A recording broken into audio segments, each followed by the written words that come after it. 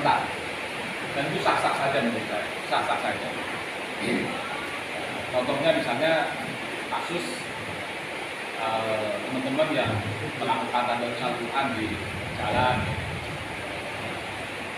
ya pasti ada dua pendapat, ada gerbong pendapat yang setuju dan pendapat yang tidak setuju. Saya tidak masuk ke membahas inti persoalan itu, tapi begini, ini saya kira satu pesan buat kita semua youtuber di Indonesia ini. Jadi yang penting adalah bahwa ketika kita memberitakan satu berita, menganalisa satu kasus, itu dasarnya dengan niatan untuk memperbaiki bangsa dan negara. Saya kira itu balik fokus. Ya tentu nanti dengan berbagai latar belakang kemampuan pikir masing-masing. Ya, ketika seseorang itu memang menguasai terhadap persoalan, dia akan lebih berbahasa positif terhadap persoalan. Tapi bagi mereka yang kurang menguasai persoalan, dia cenderung menggunakan rasa sendiri, perasaan sendiri, pikiran sendiri, yang kemudian kadang-kadang tidak sesuai dengan apa yang diperbuat, yang dimaui oleh mereka yang berbuat. Jadi menurut saya, ya orang tadarus di trotoar itu, ya daripada main judi ya baik, daripada melakukan tindakan anarkis yang membahayakan siapapun, ya itu lebih baik. Jadi saya saya termasuk orang yang tidak ada masalah itu dengan ngaji di trotoar. Saya termasuk orang yang tidak ada masalah, tidak mempermasalahkan. Ya itu tadi yang saya katakan. Jadi daripada duduk rasanya orang rumpi lalu membuat fitnah, kan malah tidak baik. Jadi duduk di trotoar dengan keluarga, dengan teman, ngaji, saya kira tidak ada masalah. Jadi pendapat saya begitu tentang Oke. Ya. Selanjutnya ini masalah keterkaitan dengan banyak hal. Tuntutan tentang penurunan harga. Misalkan minyak goreng, sembako, dan kemudian ada penundaan masa jabatan dan perpanjangan masa jabatan. Ini saya pengen dengar pendapat dan pendapatan Saudara Taufik Hidayatullah sebagai tuan rumah. Ya, saya lebih tertarik bicara ngaji di jalanan ya. Ya. Waduh. Saya lebih tertarik itu daripada sembako. Ya.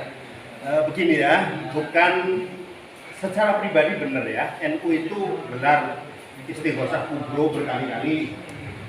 Caimin gelar sejuta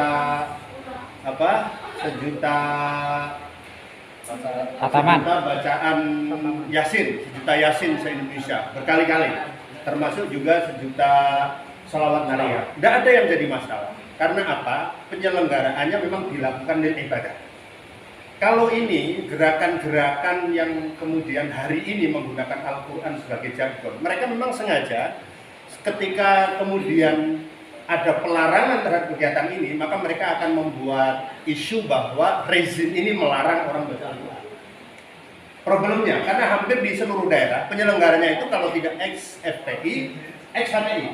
That's the problem. Jadi realnya itu tidak beribadah. Saya yakin sekali walaupun bungkusnya itu ibadah. Nah ini mengerikan kalau kemudian nanti seluruh daerah melakukan, tetapi dalam kerangka ini absen saja Pak. Ini kelompok radikal lagi absen. Kami bisa di sini, kami bisa di sini, kami bisa di sini. Dan sekali pemerintah melarang, maka ini akan menjadi hantaman terhadap pemerintah. Kita ingat pada masa Nabi misalnya, ada riwayat sahabat dekat Nabi namanya sahabat Mu'adz bin Jabal. Beliau ngimamin sholat, bacaannya panjang, itu ditegur sama Nabi. Karena ada sahabat yang merasa, oh kami ini sibuk. Kalau kami makmum dengan Mu'adz ini, kerjaan-kerjaan kami terbengkelai. Maka Rasulullah kemudian menegur, afatan mulaka ya Mu'adz. Apakah engkau akan membuat fitnah dengan membaca Quran yang panjang-panjang?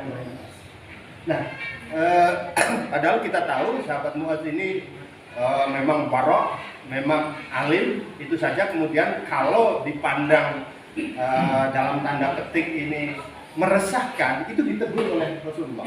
Nah, Rasulullah menegur itu maknanya nahi anhu, mencegah untuk melakukan itu.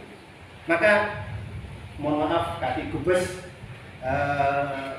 saya melihat gerakan membaca Al-Quran di jalanan yang hari ini diorganisir oleh ex-FPI, ex-HTI adalah bagian dari absen kelompok teroris. Mohon maaf saya katakan kelompok fundamentalis.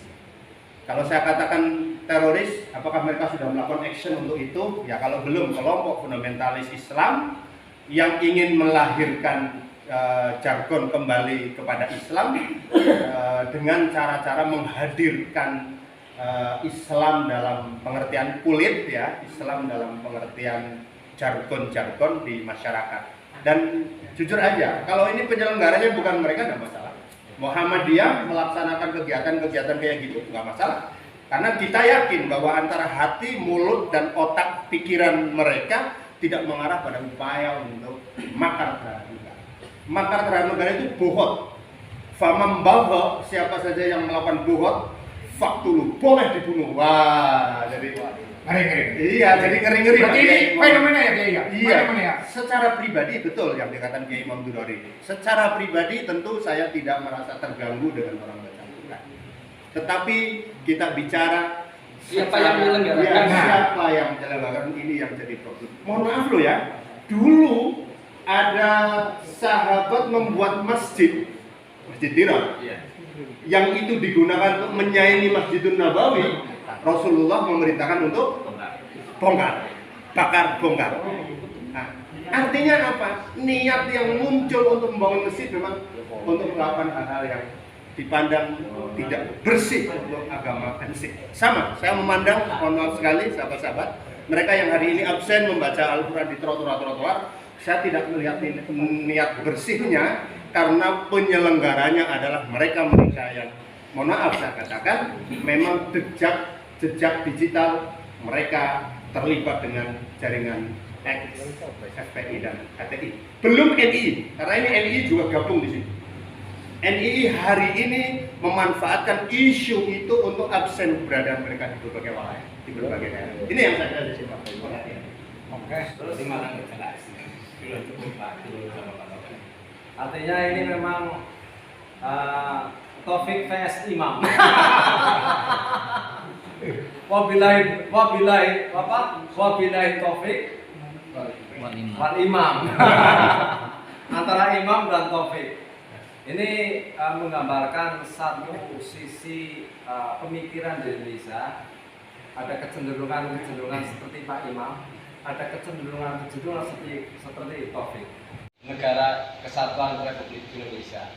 Kalau kelamaan, saya pikir penonton marah juga. Wallahul muwaffiq ila aqwamit thoriq. Wassalamualaikum warahmatullahi wabarakatuh. Waalaikumsalam warahmatullahi wabarakatuh.